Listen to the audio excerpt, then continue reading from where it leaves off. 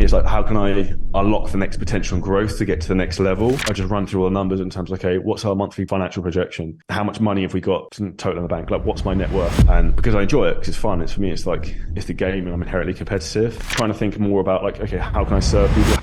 Originally, I'm from Surrey in the UK, very grey and rainy. It's a nice place, but not particularly motivational. So I moved out here about a year ago. And the interesting part of my backstory for most people is that 4.5 years ago, I was still a real estate agent working like a traditional 8:30 to 6:30. I managed to skate the rat race hustle of that, like really taking a lot of inspiration from people like Gary Vaynerchuk, Grant Cardone in terms of like set your side business. And when that gets big enough, then stacking off your 9 to 5, which is an incredible experience. And then long story short, we scaled that, our fitness business, CJ Coaching, to multiple 7 figures a year. We've now set up a mastermind called 7 Figure Scaling Systems as well.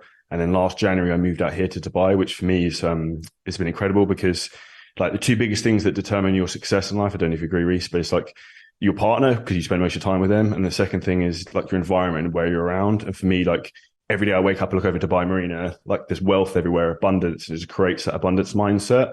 And also there's tons of other entrepreneurs here who are like-minded and very driven. So coming from like a small place in the UK where people were small-minded, that had limiting beliefs.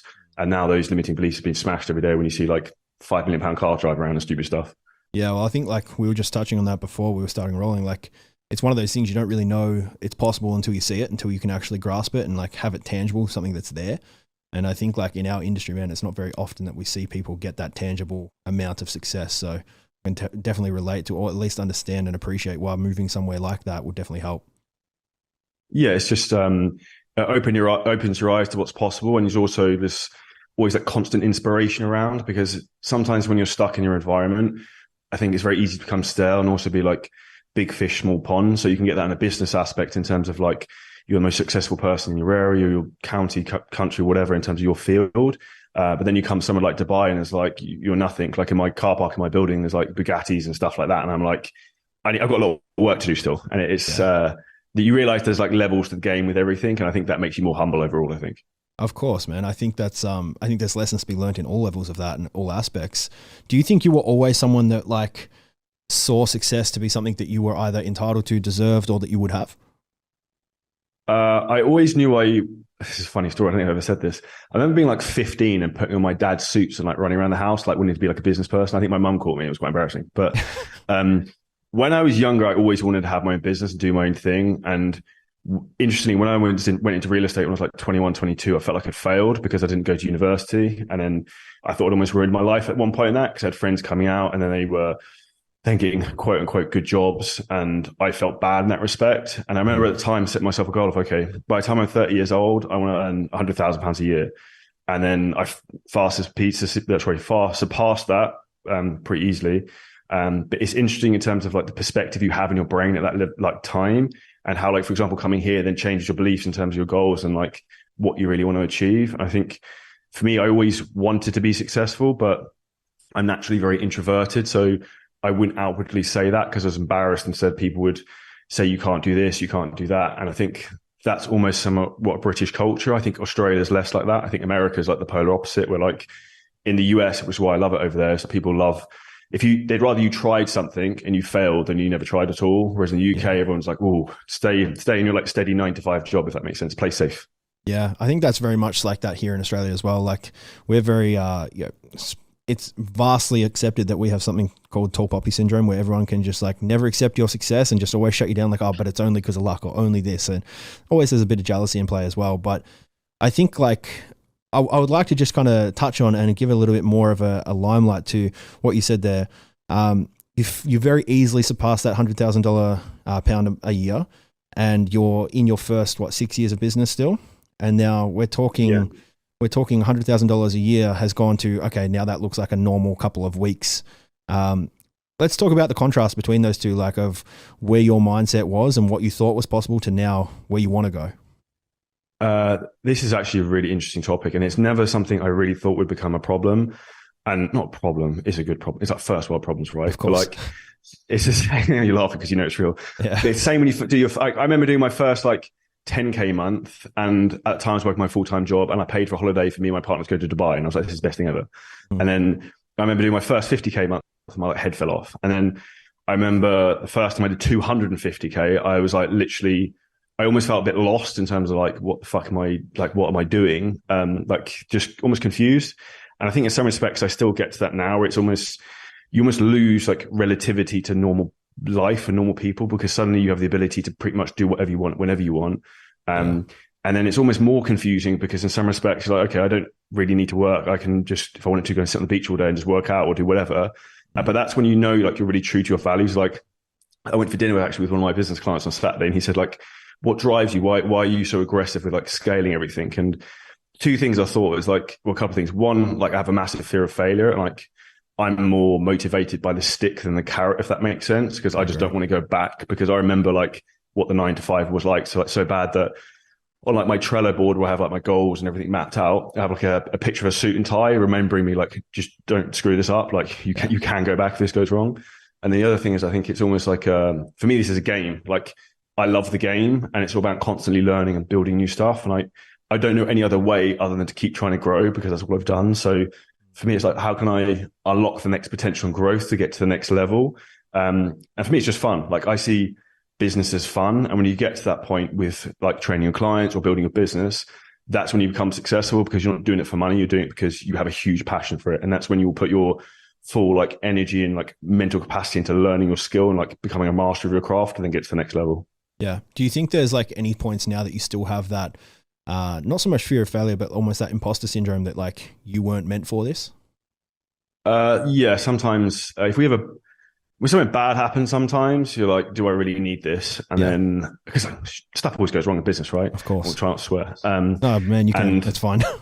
Your shit always goes wrong in business, and you always know like there's always going to be a problem, and the bigger the business gets, the more problems you have, and it just becomes you have a life of problems sometimes. But for me, I think I still have that imposter syndrome, and also something interesting. I also have a lot of comparison syndrome sometimes. So like people will look up to me and then feel bad about that they're not where I am. But then I look at maybe not people in fitness, but people in other industries and think, oh shit, I've done like nothing. Like I need to push harder. I need to push harder. But I think that's a good tool to motivate you, but it's also something you need to control yourself. And I think one of the biggest things I've done with that is just trying to spend time on my own thoughts. And it's not something I ever thought I would do, but I'd spend like 10, 15 minutes listening to like motivational, like meditation stuff when I first wake up outside the balcony. And it just allows me time to think about like, okay, what is it I want to do today? Why am I doing this? And just really get control rather than what I have been in the past is just like an all action, relentless, like wrecking ball, like just nonstop. Whereas I think the bigger your business gets, the more you need to like slow down and get control and become like, and trying to like do everything all the time, if that makes sense. Yeah. What are some of the strategies you use at the moment to, I guess, create that slow down, that time? This is actually amazing. I don't know where I got the idea from this. So the best thing I do is on a Sunday morning, I will sit down outside my balcony again, and I will literally, I'll write goals for the week. Okay. So I write 3 business goals for the week. So for example, I've got them and I'll go through some notes. So I've got 3 business goals for the week and 3 personal goals. And then I'll also have goals for the month. In that time, I'll reflect, okay, what did I do last week? Did I do it? Did I not? And these goals aren't like, I don't know, so like aren't necessarily like really basic goals in terms of like, oh, I need to post on Instagram, I need to make content. It has to be something specific that's going to really move the needle, not work on the business, not work in the business. So like to give context, the 3 for the business for this week are hire business coaching, sales closer for a business mastermind, put some new processes to sell more tickets for our live event, which is in Dubai in February and 18th, if anyone wants to come. And then setting up our LinkedIn ad system. So they're very specific in terms of things that can take us moving forwards. But what allows me to do is when I'm in the middle of the week and I'm like, oh shit, I should go and do this. I'm like, no, just remember the 3 things you have to do. That other thing can then wait to next week. Because I think it's very easy as an entrepreneur to get red shiny object syndrome. You hear like one of your friends is doing something, like, oh, I need to do this. I need to do TikTok as well. And like, you just get dragged around in circles, which creates issues. So I think that's a huge one. The second one for me is having a mentor. So I hired Craig Ballantyne in September, October, and it's pretty expensive, I'm not gonna lie, but he is known as world's most productive man. And he's helped me a lot in terms of almost being like a fatherly figure in my life. And also a lot of the time, like telling me to slow down and telling me what not to do rather than what to do, because I want to do everything, as we all do. And it's more like I just need to have singularity focus. And the more I focus, the more I scale. Yeah. I think like there's lessons there, like especially with that shiny object syndrome where we get so many distractions and like in a world where, attention span is being pulled every direction, like you mentioned TikTok there, like I think it's the popular thing that everyone thinks that they need to be there. But if you're getting a really good, like a good cost of acquisition somewhere else, or you're getting good churn rate somewhere else and so on, like you don't need to. You need to focus down and double down on where you already have the audience. And that's something I've seen you do really, really well. Like it seems that Instagram's your platform of preference. Is that true? Yeah, it's like my baby. It's where I started. I'm very that Mhm. and probably LinkedIn. So we do very well with LinkedIn because I'm quite well spoken for an English person, and I just come across quite well on that. But the big thing I think for me, which I would say Instagram is my baby and the original one because that's what I started with. I actually had my Instagram account disabled for a month in January last year. So if anyone talks about like the challenges of business and life, this was like the worst 3 days of my life. In context, might not be so bad to anyone else. Um, like it literally was like a year and a week ago. So day one, I got divorced on like the Wednesday. Thursday, I had to clear out all my shit, basically give away my house in the UK. And then Friday, 5 minutes before speaking on a podcast, my Instagram account got disabled. And I was like, this is fun. Like my personal life and business Yeah, life was good. imploding at the same time. Yeah. And I was like, that literally that analogy of like when it rains, it pours. And I can't remember, there was this saying I read at the time, and it was like, it's not about waiting for the storm to pass, it's learning to dance in the rain. And that's what I just kept thinking in my head. It was just like, got to keep the show going. But like everything happens to you for a reason, and that happened to me for a couple of different reasons. One, I was probably starting to get a bit not cocky, but I felt like I was walking on water, like everything I was doing just worked. And then secondly, it just reaffirmed to me in terms of like we had diversified very heavily across different platforms because I always knew this day could come. I didn't want to have like my entire business in like Mark Zuckerberg's hands. So we already had 2 Instagram accounts. We also had LinkedIn, which we did really well on. And we had a couple other things we did. So I worked out the math to know, okay, financially, we're still going to make profit even without that. So it's like, the world's not going to end. So for me, I think that's a key thing in terms of focusing on like diversifying, but also identifying the low hanging fruit. So like there's a really good exercise called, I think it's not called a mind map, but something like that, where basically I did it the other week where say you write your goal as a question. So I say for my goal for our mastermind is get to 100 mastermind members. So I'll write that as a question, and then you write every single way you can achieve that goal down. And you literally like as many as you can think of. And I think I got to like 16, 17. Mm-hmm. But what you want to focus on when you're trying to grow your business is like, what's the low hanging fruit in terms of the easiest thing you can do first? And then address the harder ones as you go. Because I think what most people do is they're like, oh, let's go to like cold paid advertising on YouTube or something that's really difficult, into a webinar, like which is really complicated and difficult to get to work. And I think my easiest advice to people would be is like, focus on what works. As you said, double down on it, blast that as much as you can, and then go to the next thing. Yeah, that's something that we used to do almost exactly within Limestone and the business that we run here. Is like we'd look at the lowest hanging fruit and we'd essentially circle the 3 things each month, and then we would go implicate and do those things. I've added another filter to it. I think it might actually might help you in that aspect as well.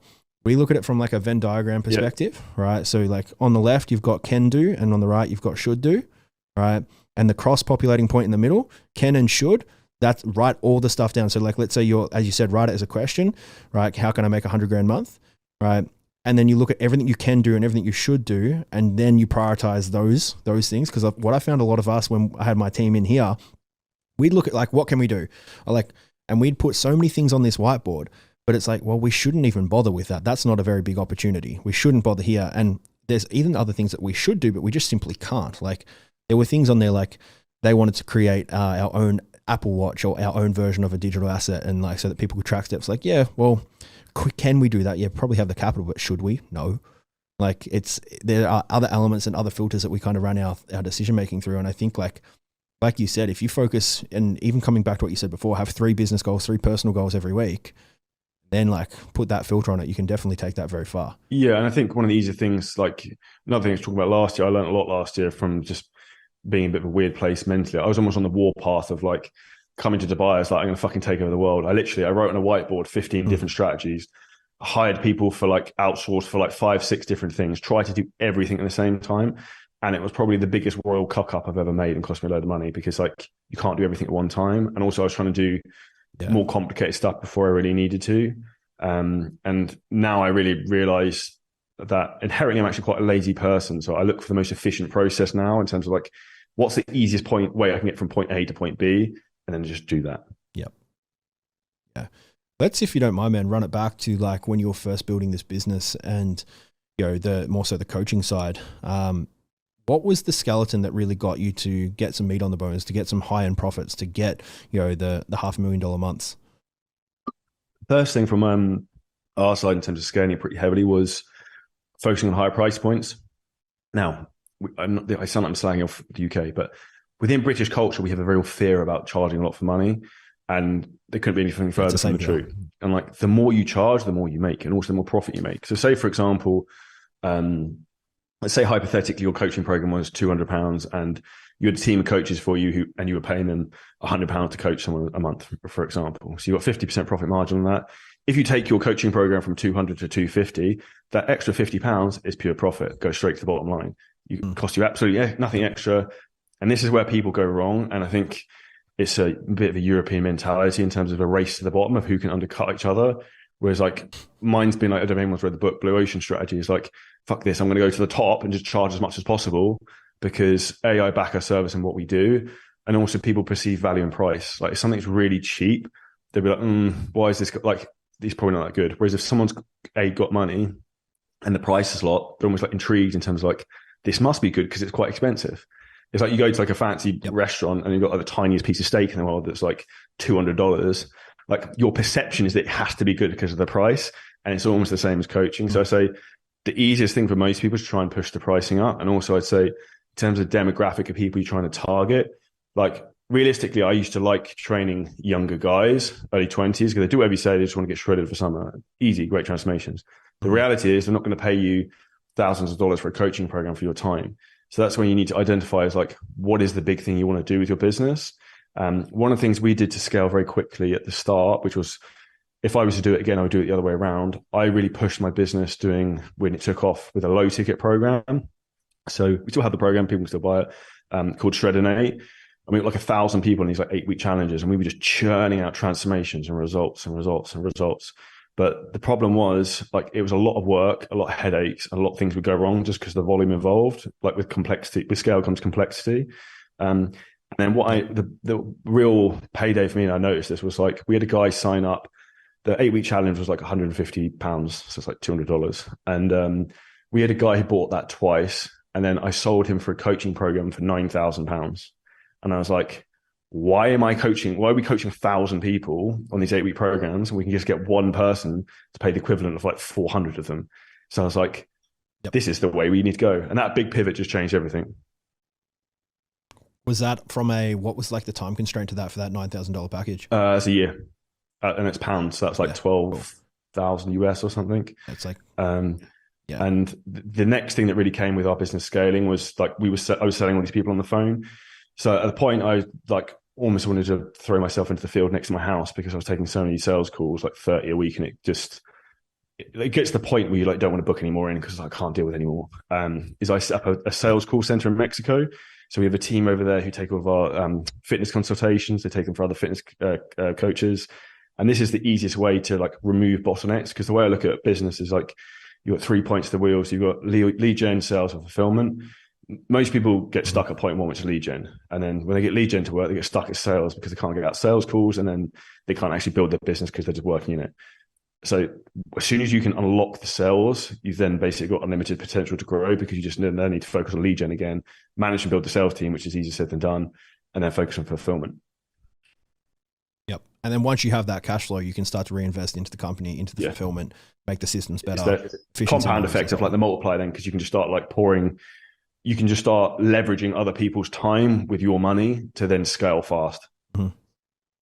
Yeah. So what point did you find that you needed to start outsourcing some of these things? Like what was the tipping point? I did this way too late. So like, again, this is where I talk from when I was doing this, I was like, oh man, there wasn't as much advice and knowledge around or as easily available. Like I didn't know anyone I could go to necessarily straight away to pay to help me who'd done this before. So the first person I hired was a content creator, because my big thing was like, talked about Gary Vee, Grant Cardone, inspiration is like omnipresence, just be fucking everywhere at all times. If they don't know you, they can't buy from you, right? So it's like, that's an easy way to think about it. So that's the first thing I did. I had maybe like 200 coaching clients, 220 at one point, and it was madness, like just me doing it. And Ironically, on a plane on the way to Dubai, I actually hired my first coach, who's now our head coach, Jeremy. And that's when I started to realize, like, this is how a business works. It's like, I just employ people to do the work for me, manage and oversee it, and I get paid off of their work, basically. And then it just snowballed really from there, to be honest with you. And it's just identifying the right person at the right time to fill the right hole, to put, like, I like looking at a business like a jigsaw puzzle, and it's like putting the right piece in the right time to complete the puzzle. Whereas I think some people try and jump ahead and try and put on people too soon, or a lot of people, it's probably more of them, are too reluctant to invest when they need to. Mm-hmm. What got you? You said there's three levers that realistically that will make a business, is either the acquisition, the sales, or the fulfillment. What allowed you to get the volume of acquisition that you did? At the beginning was doing more than everyone else. So like I was posting, like, I don't know, I post like 7,000 times or something on Instagram. I have to have a look, something ludicrous like that. It's like I was posting 3 times a day on Instagram. I was doing at the time like Instagram lives every day. I do stories every day. Like anyone who knows me would say, like, the biggest thing about me is I'm relentless. So, like, I just don't stop. And because I enjoy it, because it's fun. It's for me, it's like, it's the game, and I'm inherently competitive. And I know that's not really very specific advice for anyone, but I think the biggest issue I see with people is they're inconsistent. They have one good month and then they get complacent, and then they go sit on the beach in Dubai for 2 weeks, and then their business falls back, and they're like, oh, I wonder what happened. I was like, And even like the clients I coach, or like even prospective like clients coming with us for business side of things, they're like, oh, it's really slow. And I look on their Instagram, like, you posted 3 times in 2 weeks. I was like, you've got no Instagram stories up. I'm like, do you know the last time we didn't post in a day? Like, the only time we did was when my account was disabled, because we couldn't. And I think that's the reality. It's just consistency. And then when it comes to content and what you put out there, my favorite saying is like making something that's educational with utility. So you teach something someone can actually use and implement, and they're like, holy shit, this works. This is Charlie's free stuff. It's like, I wonder what the paid stuff's like. And that's the same thing we've been doing from the business side of stuff. It's like on the Instagram for 7-figure scaling systems, we just give away like value and like almost like internal guides of stuff, just to like give stuff for free, and that whole reciprocity thing that people will come back to us eventually. Yeah, man, I think that's something that, especially in our industry, there's so many people that are almost entitled to a point where, like, if they post X amount of times in a month, they quote unquote deserve more clients. And you've been now posting 5-6 years, and you've missed 3-4 days. What, a month was it? Yeah, I think our account was disabled for me like 3 weeks. Okay, so in the space of however many years, you've only missed a month, and that was through no choice of your own. And now that's where you're getting that compound effect. I think that's something that a lot of the listeners at home need to take into consideration, is that long tail of gratitude, and it does not come quick. And this is even the same thing with everything I do. Like YouTube videos, we do YouTube. We've got like 29,000 subscribers. I filmed one yesterday. We don't really make much money from it. Same as podcasts. Our podcast does pretty well. So we've got a fitness one called The Shredded Show. We've got a business one we have to get you on, Rhys, which is coming soon, called the Financially Jacked and Physically Stacked podcast. It's a bit of a different name. And like, for me, the game is like, I'm looking long term. So I think macro, not micro. So I'm like, think 10 years ahead. It's like, for me, it's brand building. It's like, the bigger your brand is, the more people who know you, the more people can come to you, the more people can buy you. So when you have a new offer, like when we started doing business coaching, a lot of trainers knew who I was. So it's been relatively easy for us to grow. But if I hadn't put in that groundwork over the last 3-4 years, doing podcasts with hundreds of people, doing 1,000 YouTube videos, like posting 7,000 times on Instagram, going to all these events, people wouldn't know who I am or what I've done. And that's where I think a lot of people, they give up too soon. Like, they post one video on YouTube or they do one podcast and they get no downloads. And it's like, there's a saying, we've just hired a new coach, Corby, and like he said the other day, like, I'm going to rip it off of him. And it's like, you've got to suck before you can make a buck. Like, you're going to be shit at the beginning. Like, no one was great when they started. Like, you become great with relentless hours and like being consistent with what you do. So don't expect to be like, start at day 1 and be at level 10 already. Yeah. With that being said, then what do you think is more important, brand or the offer? Oh, that's a very good question. I can't say both, but I would say the brand is going to get them through the door. The offer is going to close them, if that makes sense. So it's like, like you've got lots of, say, for example, if you look at like quote unquote influencers, there's lots of those you can't make, respectfully English saying, haven't got a pot to piss in, because they live off like brand deals and they don't really know how to run a business because they haven't got an offer, which is good. So the reality is, like, if your offer is really, really good, once you get people into it, you'll basically acquire clients from the clients you have. If you have a brand which is really well known, if you create an offer which is reasonably good or is okay, you'll still get a lot of people into it because of your brand. So reality, you need to have a combination of both. But I think if you've got a crap offer, it's not going to work regardless of the brand, if that makes sense.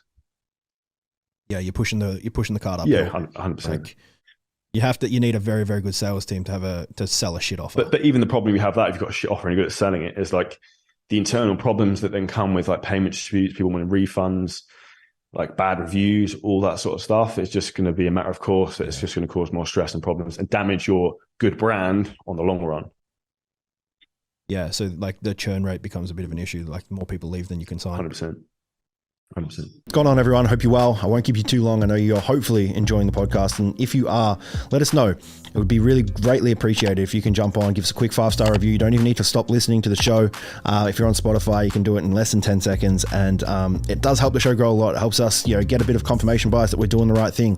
And just to say thank you, if you guys do that, we're going to be picking one person every month to guest spot on the podcast that has shared, liked, commented, subscribed, and interacted with what we do. Big thank you. Let's get back to it. What's something that you've done in that regard then, like to reduce churn and to increase that LTV over time as much as possible? So within the fitness business, the big thing we do for that is trying to create a more personal community environment. So like our coaches have calls with the clients. We do 2 group Zoom calls a week. We try and have it really interactive in the Facebook group. We're now like almost going on a CJ Coaching World Tour of training events. So we've got one in the UK in March, we're doing one in Marbella in May in Spain, and we're doing another one in Las Vegas in Nevada. And then I'm basically doing the same thing with our business mastermind. So a lot of the guys and girls are based here in Dubai. So we do like a monthly networking dinner. We have 3 live events a year. So one's in next month in February, one's in July in Vegas, and another one in November in Dubai as well. And then I think the key thing is community and network. Because like for me, the biggest value I've had from masterminds hasn't actually been the people who run the masterminds. It's being the people I've met during the masterminds who've changed my life, because it's like the friendships I've had, the connections I've had, the network I've had.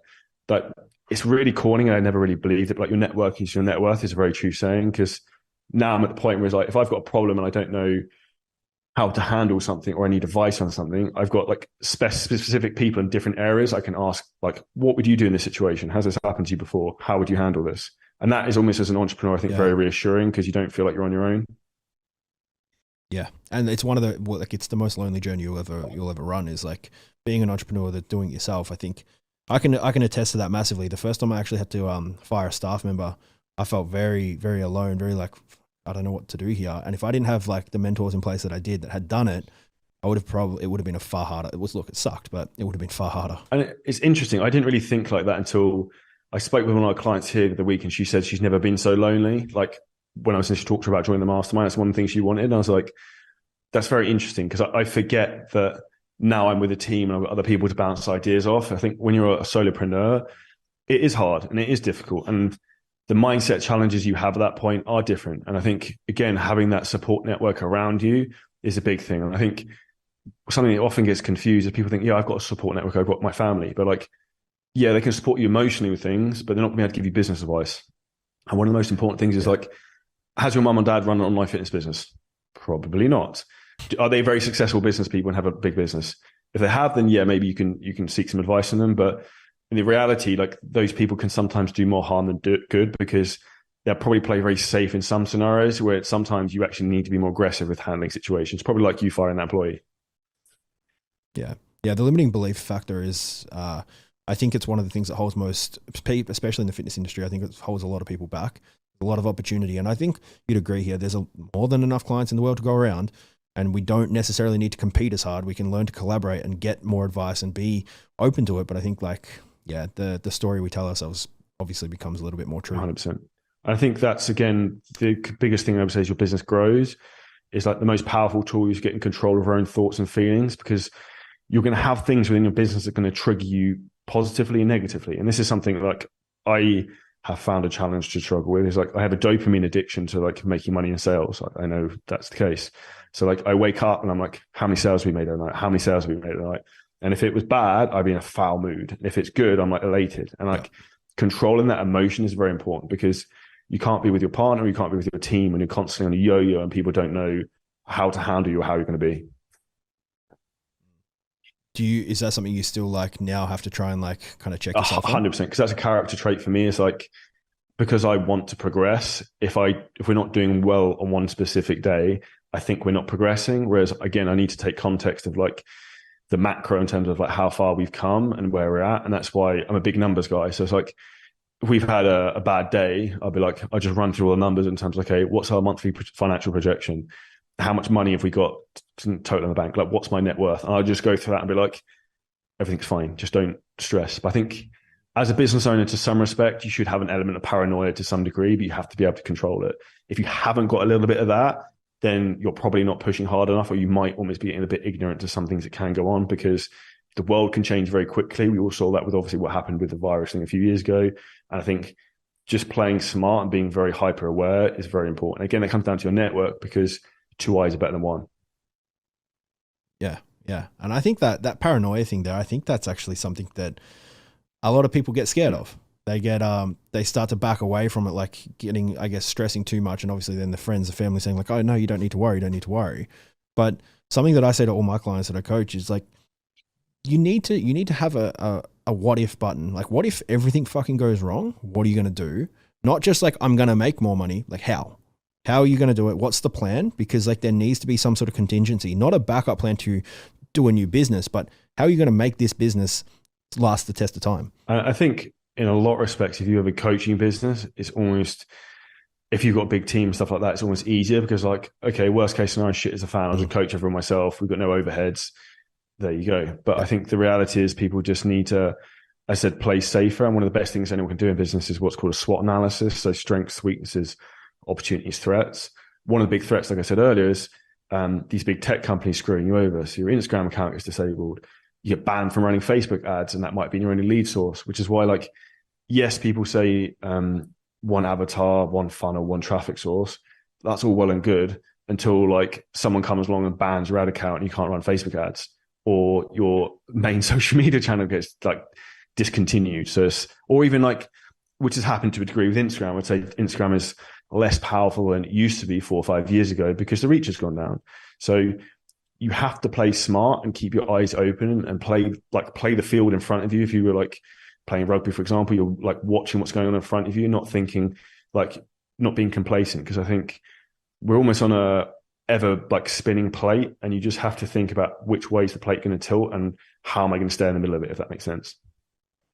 Yeah. So for those people that are like, say, using like paid advertising models, do you think it's worthwhile testing other avatars, other, I guess, funnels to a lower degree, like with a lower budget, to test and see if you ever needed to pull that trigger, if you could? 100%. So one of our, not even just pulling the trigger, but one of the things you find with paid advertising, because we run quite a lot of ads, is that they can scale to a certain point, and then when you try to scale them more, it almost just falls apart. So the more you can almost diversify strategies, I think the better you're going to do with that, just generally across the board. And that's why, for me, I've never been a particular fan. Like, I think one of the biggest mistakes, in my personal opinion, people make is being super niche. So like, people will be like, I only coach mums who are 32 to 33 and they've got 4 kids and they're vegans and they like doing handstands. Like, dude, I agree. Like, just coach, like, think about the audience. How big is your audience? Probably pretty small. How many people fit that audience? If you have a broad audience, you can help more people, you will get more customers, which is why I reckon like we coach men and women, because we have 35% of our clients are women. Yeah, I'm a dude, but we also have female coaches who are attractive and in really good shape. And then therefore we can fulfill those clients. We also do, like, I have some guys who I do comp prep with because they ask for it. Like, you're here to serve your clients, their needs. I think being hyper specific, in particular at the beginning, is complete madness. Yeah, see, and this is, I think there's a big caveat to that, especially in the beginning, right? And I completely agree. I say to all the clients that I work with is like, man, like, because they read a book, it's like, oh, I need to niche, I need to be specific. It's like, dude, where are you getting this cash flow? Like, how the fuck are you paying for anything if you can't be broad? And I think so many people just like, they kind of bite that bullet way too quick. Like, well, I need to be that. And, I think we're kind of done with that phase of Instagram handles where, like, the bio says, I'm a coach who X. Like, I think we're done with that, and it doesn't help many businesses actually get anything out of, scale. 100%. And like, one of the things you've got to look at is like, what's the total adjustable market? It's like, how big is the market for people doing that? Okay, if we just look at general weight loss for people 30 to 50, pretty big demographic, pretty much like probably men alone, 100 million in the US. there's a big enough audience there, right? Yep. So it's like, whereas if you're being hyper specific in terms of I only help volleyball players over 30 who are women, like you're probably going to struggle. The only exception I would maybe say to something having a very specific niche is if you were running paid traffic, because yes, then you can target people. But at the beginning, you're not going to be doing that, and it's going to be organic and warm. Therefore, you've almost got to take what you get. Yeah. Well, how do you is there anything that you found over the time that you've been able to actually warm up an audience easier or faster? I would say, and this is probably, I actually would put my hand up and say it's something I've not done well recently because of Instagram algorithm, is talking more in your stories and put your personality across more. Because even I work with a supplement company here called Bionic, really, really good. To make custom supplements for your blood work. And I had a meeting with the CEO the other day, and he was like, everyone is shocked how nice you are and intelligent and articulate in person. But on social media, you come across as a bit of a dick, or from the outside, just the way you look and who you are and stuff. And I was like, that's fine. But he's like, it's good because it makes you stand out. But I think one of the ways to get your personality across is the way you speak and the way you talk, which is why I love podcasts, because people can see you're not just a jack dude who has abs and lives in a penthouse in Dubai. Like, you actually have something about you. And that's, for me, is the fitness industry is a dime a dozen with people in good shape, respectively. That doesn't really mean anything. What's going to set you apart from the others is your brain, your personality, who you are, how you can empower and help people, and then your ability to actually get results with the end client. Because there's loads of people who are in shape. There's loads of really bad trainers. So it's trying to think more about okay, how can I serve people? How can I make them feel good and make them relatable to me, and see that I'm not superhuman and my life's not perfect. I think more people buy into it, which is why I like long form podcasts, YouTube and stuff like that, because it's just great for warming people up to you. Yeah, it's such an easy way to use owned media. You can earn the respect of people, earn the trust. And also with this, you don't have to. You can say whatever you like, and you also don't have to worry about Instagram, someone taking your podcast down. Do you know what I mean? Yeah, exactly. It's yours. You can put it where you want, and you can repurpose it too. This is one of the things that I tell all my clients too. Repurposing content, shoot it once, cut it up 7 times, and put it in every avenue that you can, and become omnipresent, as you mentioned before. And I think a lot of people in the content world, especially in our industry, they try, but they don't cover all bases, and it leaves a lot on the table. 100%. I think the long form stuff is where the value. You actually asked me earlier in terms of client retention. I'd actually say on my fitness podcast has probably been one of the best client retention tools, because what happens? All my fitness clients listen to it. So they hear me talking all the time. They hear the way I think. They hear the troubles I might have, and then they start to buy into you even more. So I'd even say, even if you just think about it as not even an acquisition tool for clients, but just a way to get your clients to like and know you more, you're speaking to hundreds of people at one time. And also what I love with podcasts and YouTube is, from day one, when you post it, it's only going to get more downloads and listens. This podcast we're doing right now is going to sit on the internet when we're both dead. And that's really morbid, but that's the reality of it, right? Someone will still be listening when we're no longer in the world, which I personally think is quite cool. And also, even if you think, say you've got kids, have you got kids, Rhys? No, I don't. So when either of us are fortunate enough to have children, or if you have children listening to this, think how cool it is. Your son or daughter will be able to go back and listen to you talk, when you're 32 or 33, about how you talk about business, how you are with your mind, the problems you're having in life.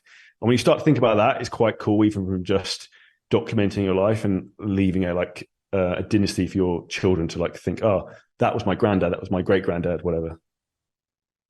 Yeah, and it's really powerful. Even if that's really close to home, and that's it gives people a bit of purpose to do it. But if we look at just a nurturing sequence, what you mentioned there, is trying to just warm people up. What we do is we've got a Discord community for all of our clients, and each week we notify them, right? We notify them very easily that this is a new podcast. Here it is. Go watch it. Here you go. Yeah, that's something I see happens a lot. I think a big issue with that is just people are reluctant to try new things. I think Discord is a good platform to be doing that on. Yeah, well, it just allows us the automation to actually plug people in, and go, cool. We can notify the channel hey, here's this week's podcast. Here's the clip of the week. Let us know what you think. Create that discussion. Create that community. See like-minded individuals, and it allows us to then we can plug bots in to be commenting on it, thinking making it look like there's more people interacting. It creates that cult mentality where they all interact. Here's a question: can you control the narrative on Discord? So if there's stuff you know how Facebook groups, you can approve posts or disapprove posts. Mm-hmm. Yep. There's a rule section, so you can put a rules and essentially hope that people abide by those rules. We've got a pretty strict kick policy, so if they just don't abide by those rules, our ops manager will just get them out. Okay, no, that's definitely a great piece of advice.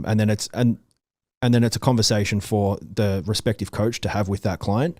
Hey, you broke the rules. This is why he kicked you out. Like, you need to stop that. And we have that discussion. We're very open to have those hard conversations pretty easily.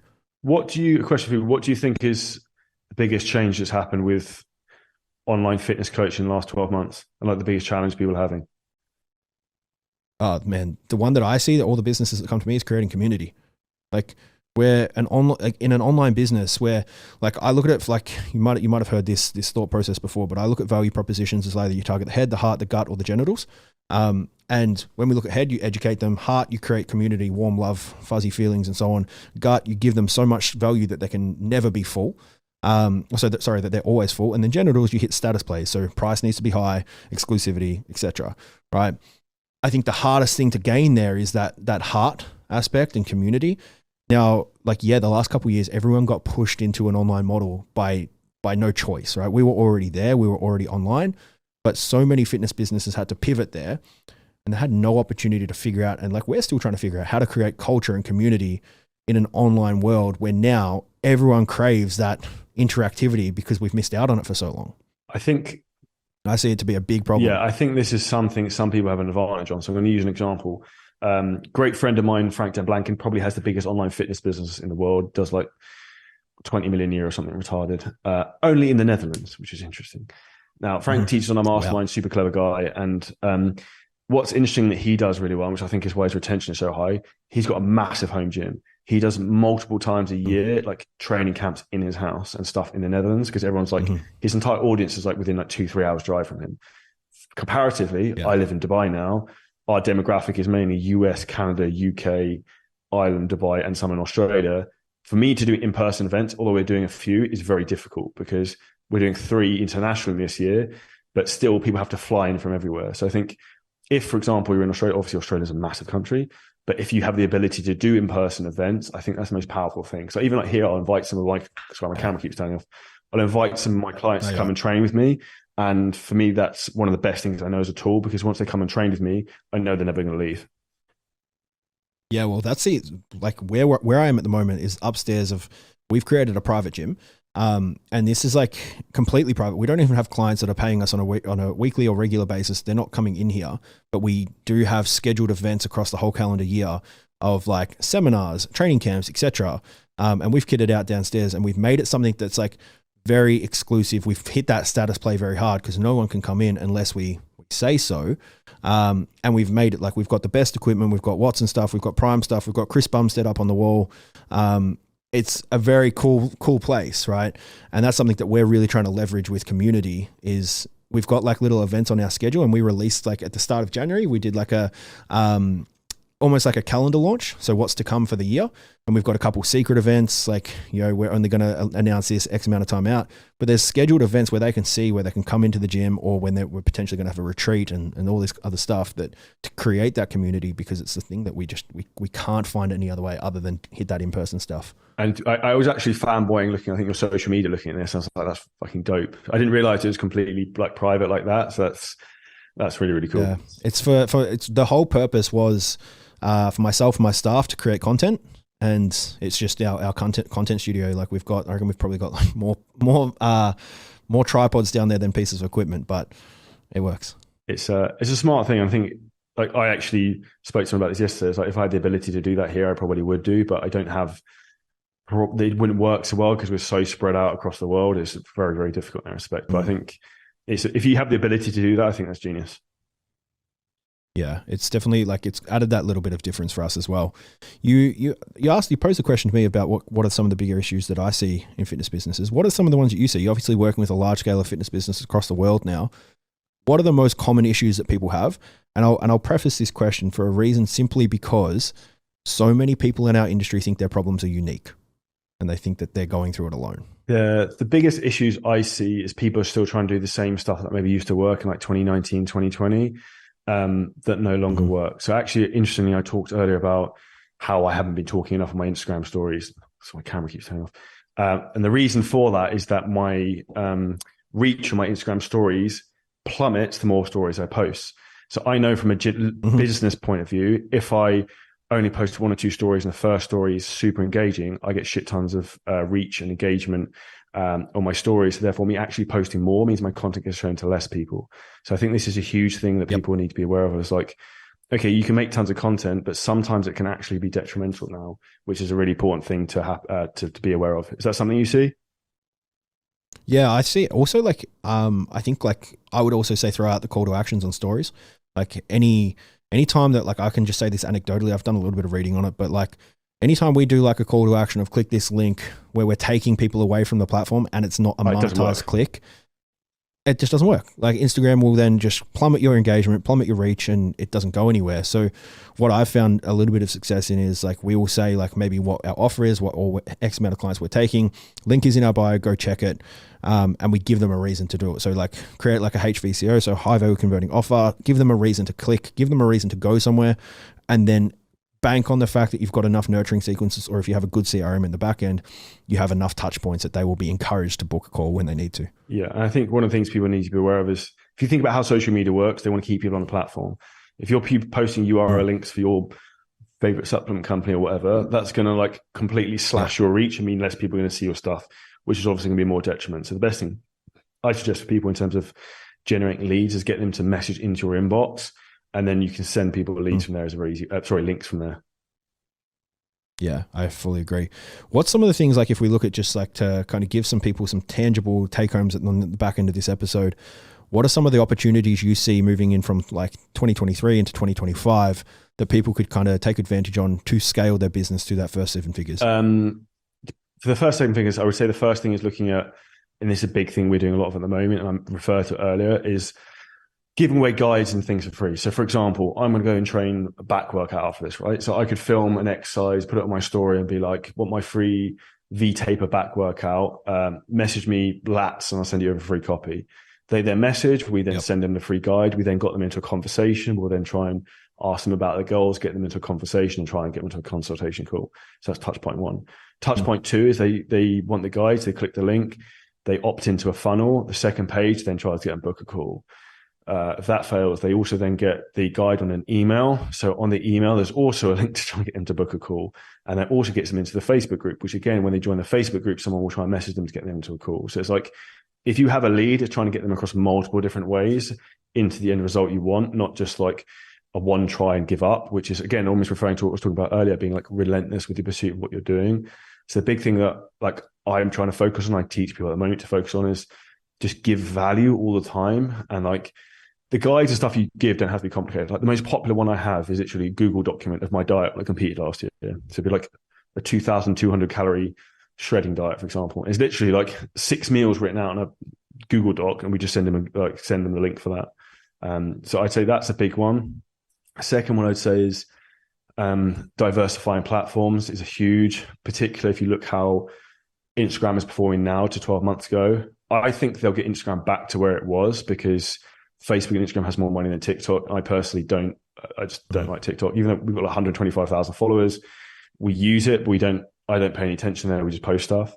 And then I think the big platform a lot of people miss out on is LinkedIn. So LinkedIn, a lot of people think doesn't work, and it doesn't work because you don't know how to get it to work. So that's like one of our big claims to fame is like, from a LinkedIn profile, you should be able to make 10 to 20K a month pretty easily if you know what you're doing, because the avatar of client on LinkedIn, the average user earns like 150 grand a year. So the price objection isn't a problem. And if we look at the fastest way to scale your business is selling higher ticket items rather than mass volume. So if you go down that approach, that's a really easy way to scale. And one of the key components we use, and I'd recommend people do. And again, we're creating that like diversity factor coming away from just the one lead flow source, which is a very dangerous game to play. Yep. Man, I think that sums it up very well. I'd like you to kind of wrap us up. Where can people find you? What have you got going on in your world? And just give yourself a big plug, man. Because I appreciate it. I'm going to have to get you on our podcast, Rhys. I really enjoyed it. You should come to Dubai and we'll do a podcast in the studio. Absolutely. So we have a in-person event about scaling businesses in fitness, February 18th in Dubai. If anyone would like to come to that, drop me a message on my main Instagrams at Charlie Johnson Fitness, and I can send you over the details.